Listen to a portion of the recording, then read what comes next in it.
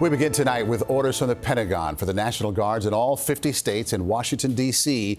to form quick reaction forces. According to an internal memo obtained by CBS News, the goal is to ensure guards are readily prepared and trained in, quote, quelling civil disturbances.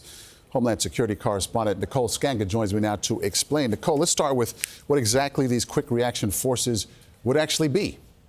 Yeah, Maurice, a top U.S. official in the military ordered the National Guard, like you said, in all 50 states, also D.C. and U.S. territories, to form quick reaction forces that would be available for rapid deployment nationwide. Their purpose would be to quell civil disturbances, and they'll be trained in riot control, including deployment of batons, body shield, tasers, and pepper spray, according to these internal Pentagon memos.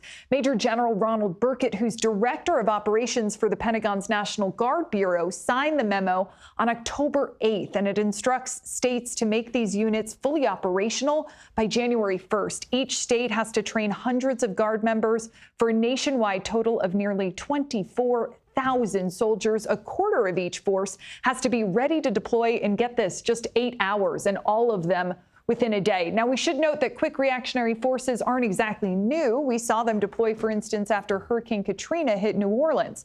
But this move institutionalizes them as a more permanent fixture, federally coordinated domestic deployment, and critics warn it further blurs that line between military and police on American streets. And Nicole, they're supposed to be used for quote unquote civil unrest. What exactly does that mean? Is there some kind of legal threshold for that? Yeah, I mean, the directive hinges on the same executive order that President Trump signed back in August when he declared a crime emergency in Washington, D.C. That being said, as